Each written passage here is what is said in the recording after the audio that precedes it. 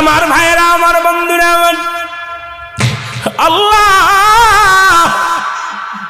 ও আমার আল্লাহ, এই মরণটা যেন এমন ভাবে দাও, এই মরণের সময় যেন কালেমা পড়তে পড়তে মরতে পারি, এই কালেমা যেন নসিব হয়ে যায়।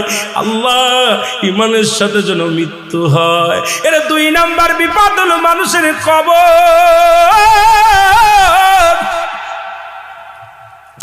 এত ভয় আজকে মানুষের, কবরের ভয় নাই। কদিন আগে দেখলাম দাদারে মাটি দিয়া নাতিরা দাদার সঙ্গে সেলফি তোলে কবরে শুয়ে। আরে দুনিয়ার কবরের ভয় যদি কোনো মানুষের থাকতো, দুনিয়ায় ঘুষ খাইতে পারতো না, সুদ খেতে পারতো না। কবরের ভয় যদি কোনো বান্দার অন্তরে থাকতো, জীবনে কোনোদিন দুর্নীতি করতে পারতো না।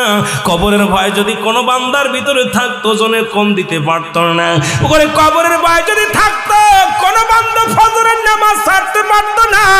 কবরের ভয় যদি থাকতো, দুনিয়ার মধ্যে জিনা করতে পারতো না, ব্যভিচার করতে পারতো না।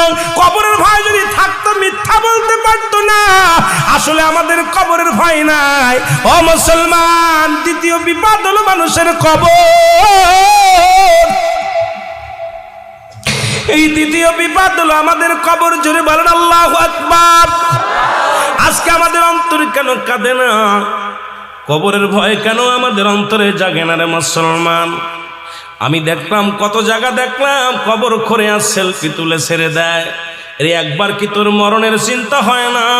যেখানে কোনো বাতি নাই, যেখানে কোনো সাথী নাই, কোনো বন্ধু নাই।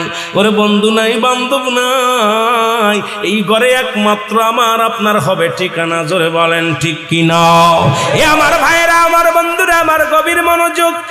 এই কবরে যেদিন শুয়ে দিবে রে, লম্বা আলোচনা আমি ইতি করবো, বেশি করবো না। আমি যুবকদের দিকে আর একটু যাব, সমাজের দিকে যাব, বাস্তবমুখী কিছু আলোচনা করব যদি সময় পাই রে মুসলমান। তবে একটা কথা না বললে নয়, আজকে এই চোখের পানি যাদের অন্তরে চোখের পানি আসছে রে মুসলমান, যাদের চক্ষু দিয়া মাছের চোখের মতো একটু গড়াইয়া পড়বে জাহান্নামের ভয়, কবরের ভয়। আল্লাহ,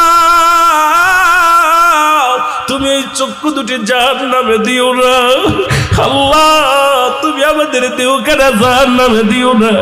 আল্লাহ, আল্লাহ, এই চেয়ারম্যান বাড়ির মাহফিলের খাতিরে আমাদেরকে ক্ষমা করে দিও। জোরে জোরে বলেন আল্লাহু আকবার।